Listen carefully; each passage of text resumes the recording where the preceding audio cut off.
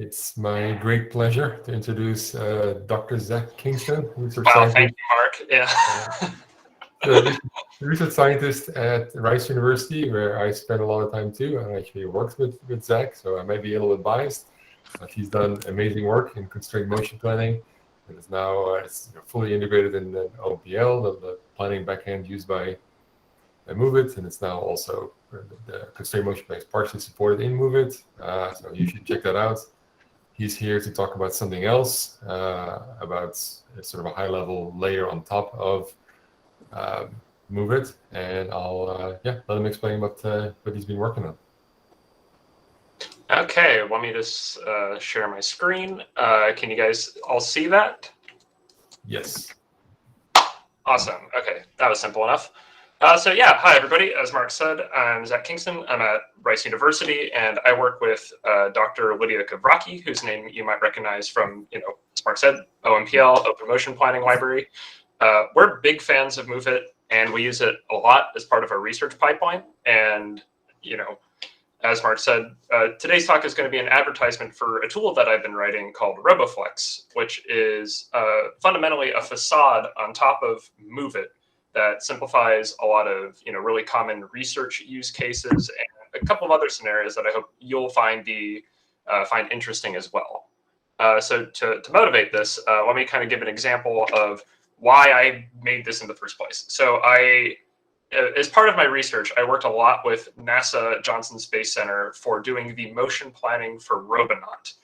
So you can see this robot here. It is a huge, nasty beast. So the thing that I would like you to note here is that every time Robonaut's moving around, it's making a call out to MoveIt to do a motion plan. And so my time there was spent doing a lot of designing and working with a custom planner and MoveIt, evaluating this, doing a lot of API changes, doing a lot of nasty, back-end development that I really felt a lot of the pain points that, for example, Henning was talking about earlier about, all these configuration things, blah, blah, blah, blah, blah. And, just kind of the general pain of running, doing some research stuff in the ROS ecosystem. So to address these things, I started developing RoboFlex. And so, as I've said a couple times now, this is just a high-level C++ library that wraps on top of the core MoveIt features. MoveIt's, it's great, but it's really big, and it has a lot of abstraction and encapsulation, so it can support all these different use cases. But that makes it really hard for, newbies to navigate. All the boilerplate, all the configuration files, et cetera, et cetera. Also there's a lot of things that kind of assume this, live robot of the ROS abstraction. So, you have all these different services, the parameter server, all this kind of crap that's running in the backend. And that's really hard for people to manage. So what that library does is it sweeps all of it under the rug. It makes it super simple to do a lot of really basic things like, loading up your robot geometry, planning scenes, planning pipelines, and a bunch of other helpful stuff. It's a lot like, some people have mentioned the MoveIt CPP interface, and, a bunch of other people have done similar stuff in the past. It's like that, but with a ton of other helpful features, encapsulation and abstraction on top of those things to make it even easier. So you don't even really need to know the MoveIt backend to use MoveIt. So yeah, it's open source. There's a link there. I'll post it in the chat after the talk. And like I said, it's really designed for assisting research. So doing benchmarking, customizing planners, accessing internals, and things like that. The last thing I want to talk about on this slide is that it's integrated with a bunch of other robotics libraries. So, the Dart simulator, ROS Industrial's Tesseract library for their nice Trajopt implementation that can be modified. And also a way to export plans and scenes to Blender, which, if you're not aware, is a 3D graphics software to make some really nice figures and animations, one of which you can see on the side of this slide. And so, yeah, RoboFlex, as far as users go, us in the Kavraki lab have been using it quite a bit. It's been used in over 10 of our publications so far and in various capacities. And on GitHub, we have actually some, other people using it as well. Something like 50 stars and 13 forks. There you go. It's on the slide. If you want to learn more, there's also a preprint of an article that I'm submitting to IROS that discusses it in more detail. So moving on, I want to keep this quick because I think I, want to respect the time of the coffee break, the most sacred time of this meeting. But I wanted to kind of walk through an example script to kind of show off how simple it is. So this is, minus, the header file is a fully working script to motion planning that loads up the robot, loads up a planning scene from a YAML file, creates the planning pipeline, configures the motion planning request, and does the motion planning in about 30 lines of C++. So if those of you who've used MoveIt on the C++ side might kind of understand how, maybe not difficult, but how much other boilerplate you might need in order to do this inside of a single script by yourself. So walking through it, something I'll note here is that no launch files are necessary. You can just run this script and it does everything for you. So this line, there's a couple of default robots. This loads up everything that you need in order to get the robot model created. So, this is the URDF, SRDF, configuration, YAML files, et cetera, it does all that. If you don't have a fetch robot or one of the pre-built robots, it only takes about 4 more lines to specify where those files are. Not that hard. Then you can create a planning scene, and here we're loading up a full, planning scene that contains collision geometry.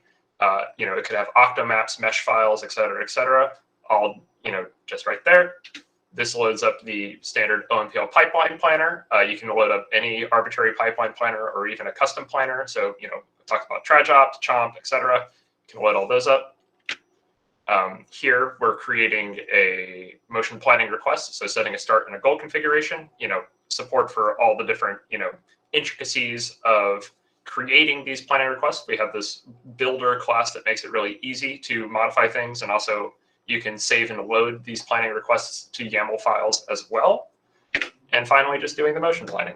So pretty simple, I think. The pipeline's been, I'm using pipeline a lot, but the process of doing all the stuff is very simple and kind of optimized for getting to the details of manipulating robots, scenes, and motion planners and things like that.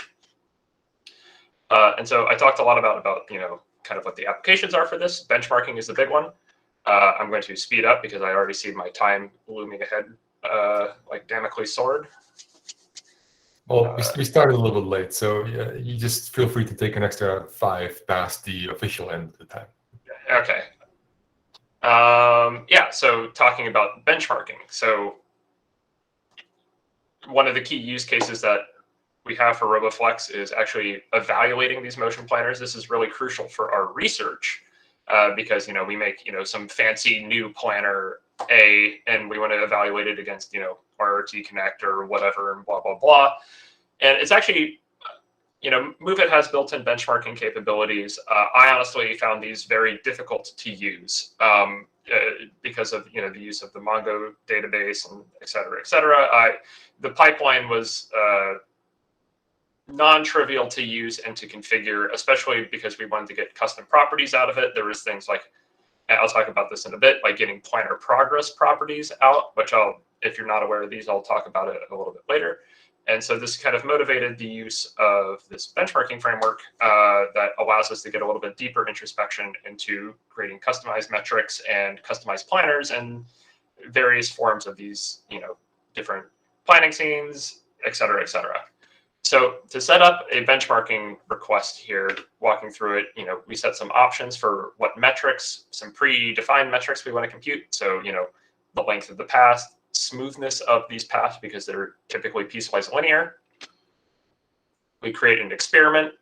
We set, the timeout that we want, the number of trials, and we can add planning requests to this experiment. So you can see that we take, kind of the same planning request that we created before, set different planner configs, so RRT Connect, PRM, add those to our experiment and run benchmarking over 4 cores.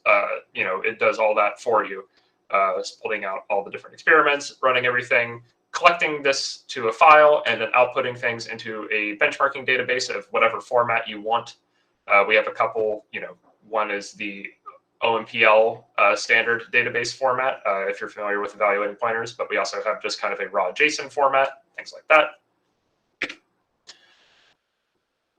And another application I've talked about is introspecting into planners. So if you are really deep in the weeds of motion planning and you want to start modifying what's happening on the OMPL side, it's actually, I wouldn't say it's difficult, but it is confusing to novice users to figure out how to make modifications to the OMPL setup, changing things like what sampler is being used, what planner is being used, and other, various kind of configuration things that you need to do. So here I'm just going to illustrate, like, in less than 10 lines, you've created your OMPL pipeline planner. You can grab the OMPL simple setup and make modifications right there. It's that simple. And so this really simplified a lot of things for us because we do, obviously, we do a lot of stuff with OMPL, really changing up how we were doing all of these evaluations of these modifications to planners. And I will say that this is not just true for OMPL. We also have a very similar interface for TrajOpt. We have people working on optimization-based planners as well. And so, they've made a lot of modifications to TrajOpt directly by using this RoboFlex interface to crack open the planner, but still do all the same kind of evaluation. And once you can do this, you can actually do a lot of really cool stuff like creating custom metrics and callbacks for the planner while they're running. So here's an example of creating a custom metric for benchmarking. So this is a little bit more complicated than the code I've showed so far, but to break it down, this is just a Lambda function. It takes in, the planner, the scene, the current planning request, and some current run data. And if you take a look at the next lines, all that's doing is cracking open the motion planner like I showed before. And here it's computing the distance to go to the goal. If you have an approximate solution for OMPL versus an exact solution, this allows you to get some information about, how far left did it have to go estimated. And this can be added as a metric to your benchmarker. So here you can just add this as goal distance, and then it's going to evaluate every planner, compute the goal distance, and when you run benchmarking, it'll compute that number and put that into the database for you. And more generally, you can do a lot more crazy stuff. Like here is kind of a, this is a script that's available, by the way. All the stuff that I'm showing is available in scripts in some form, and I'll put the links in the chat later. But here you can see, doing that same Lambda, adding different things. Here's an example of, introspecting RRT star while it's running. And, these callbacks are showing the current best cost that's been computed, the number of iterations the planner has gone through, the current planning graph, and all being visualized in RViz. And I think this is only about like 300 lines of C++ for everything you're seeing here on top of the library. And it's honestly very simple to make these kinds of additions to the stack to do the research, right? Take a look inside of what's happening and evaluate your planner. So to kind of quickly go through the rest of this to get to the next thing I want to talk about, we support Planner Arena. Move its own database format has this, OMPL as well. This is a really nice website. Take a look if you're doing motion planning evaluation, visualize your results. The big thing is that RoboFlex also supports the planner progress properties for asymptotically optimal planners. So if you're using RRT star, PRM star, any planner that ends in a star, you can visualize, you can get that data from benchmarking and visualize it on Planner Arena as well. And you can also get the data from trajectory optimization planners as well, I believe. Anyway, there's a lot of documentation online. We have, everything's been fully documented. Doxygen, there's a bunch of other auxiliary pieces of documentation to talk about how to do visualization, how to use the different components of the library, things like that, just all in GitHub pages. And as a bit of a highlight reel to end the RoboFlex stuff, to talk about what you can do with this. On the Dart integration, we have support for multi-robot planning, copy around different URDFs, throw it into OMPL and do some neat stuff. Mark was talking about how I've done work on constraint planning in the past. Out of the box, there's scripts for doing constraint planning. So here you can see the end effector is constrained to the table with position and orientation constraints, solving fairly complicated problems. And actually, advertisement to what's happening in Move It 2. I think There was a Google Summer of Code student, Jeroen de Meer, who's a PhD student at KU Leuven in Belgium, who did some integration for that as well. I think that's available in MoveIt too. But the last thing I would talk about that's out of the box is the Blender integration. So as I said, Blender is this 3D visualization software. And so you can create videos that look like this really simply to make really nice figures for your publications and so on, exporting things directly from MoveIt. And to kind of give you a taste of what you could possibly do, this is a video from my own research, completely possible because of the tools that I made with RoboFlex. So, you know, task and motion planning is a big deal. People are getting into these more hybrid planners that are doing,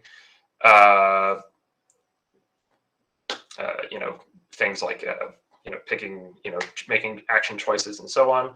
But, you know, the ability to create these planning scenes, get information from the motion planner to feedback into the task planning layer, do motion planning in parallel and visualize all these results allows you to do cool stuff like, you know, have the fetch autonomously solve for moving this little dumbbell around to extract it out of the puzzle box. And so this is all, you know, doing planning with, you know, MoveIt fundamentally in the back end, but, you know, very abstracted away.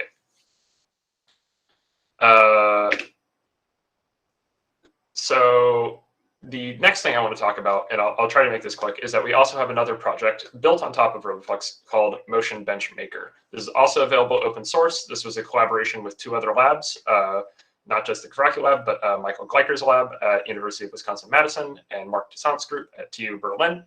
There's a paper that's been accepted to IEEE Robotics and Automation Letters. There's a preprint available online. And the purpose of this is that you know, I've talked a lot about benchmarking, but how do you create data sets that you can actually evaluate your planners against? And this is really important because there's now been a lot of development on learning-based approaches. So how do you create good data sets for motion planners that use learning as part of their components to generate, you know, sampling distributions, you know, things like MotionNet, CVAE methods, et cetera, et cetera. It's really important to create good, accurate data sets that are realistic, challenging, et cetera, et cetera. And so what this is a tool to generate data sets for motion planning. So walking through it, there's 3 main components. So there is a scene sampler. So given some description of a geometric scene, we can create variations upon that through 2 different types of sampling. We have a problem generator that takes that scene, which is actually robot agnostic, and then grounds it to a specific robot in creating a full motion planning problem. And then we also have a way of taking that nominal scene and creating a point cloud or octomap representation that's realistic in the sense that it has the occlusions and kind of typical nastiness of the real world on top of it. So as examples of the sampling, we have this SE3 sampling, which is, you know, distributions in position and rotation relative to other frames. So here you can see that we have a bookshelf that rotates about the origin, and then we have these kind of cans that can shuffle around on each of the individual shelves. We also have a URDF sampler to represent, you know, kinematic constraints. So if you have, for example, a kitchen with cabinets and things like that, we can sample valid configurations of those. And then once you have a sampled scene, we can use inverse kinematics to find valid start and goal configurations to generate valid problems. So here you can see we have, you know, this tabletop scene, and it samples a valid configuration of the fetch for, you know, both the start and the goal configurations. This creates a full motion planning problem that we can add to the set. And once you have that geometric scene, you know, as I was talking about, you can create a point cloud or octomap representation as well to create, you know, the realistic occlusions and representation. And this is important for, you know, example, if you're doing something like a learning algorithm or an algorithm that handles the uncertainty of the world, having a data set that has these natural occlusions and things like that is important. And so I was talking about, you know, we can sample a bunch of different problems from a same distribution. And this is important because you can get a diverse arrangement of scenes to truly understand the performance of your planner. There's really easy pitfalls that you can fall into to get, like, you know, really brittle behavior. You know, if you're only doing tabletop manipulation in front of you, getting big variations that expose different homotopy groups of, you know, the motions that you can do is important. Another thing is that, like I said, it's robot agnostic. So given the same scene, you can create problems for all kinds of robots. So, here we have the Panda, we have the Fetch, dual arm problems with the Baxter, and even a shadow hand attached to a Kuka that has a full grasp specification at the end. So you can see here going to go and grab that can off the shelf. As part of the tool, we also have, I think, 40 total data sets, each with 100 problems. And it's these 5 robots. So the 4 that I showed plus a UR5 with a Robotique gripper at the end, over 8 different problems that are all realistic. They're challenging. These aren't just simple motion planning problems. They're actually quite difficult because they require reaching in and going into tight spaces and things like that. And we're open to, we hope that you will consider these if you need a data set for your problem. We're happy to add more environments and robots. And if you have interesting problems, we'd love to add them. So yeah, in conclusion, I've introduced RoboFlex, the software tool that simplifies using MoveIt, and Motion Benchmaker, which is a tool built on RoboFlex that makes it easy to create these really nice varied data sets for motion planning, benchmarking, evaluation, and it's really focused for learning methods and things where variation is important. And so I would like to thank members of the Kavaki Lab, funding sources, people at NASA I've worked with. And if you have a project that you want to use it on, I'm happy to help if you have issues or pull requests on GitHub. Thank you. I'm done. Thanks a lot, Zach. We went quite a bit over time. I'm sorry. You told me that I had all the time in the world, and I accidentally took that and ran with it. I'm sorry. Quick question before we break. Are there plans to move or support MoveIt 2? Yes, eventually. So I will say, as a research lab, we have very limited bandwidth to even support MoveIt 1. We know we need to move to MoveIt 2 eventually as things start getting sunset, etc. It is on the to-do list, and part of that, I didn't really mention it, but RoboFlex compiles for Indigo upwards. There's a lot of compiler tricks to make it work for every version of ROS and MoveIt. So RoboFlex code works for any version of MoveIt that you're using, and I'd like to keep that going forward to ROS 2 as well. We'll see how well that works, but yeah, definitely a plan in the future. I see a question about open source contributions. Yes, it is open source for a reason. I want to see community contributions. I don't mind if you guys use the code elsewhere. It's out in the public for a reason, as long as there's proper attribution. All right.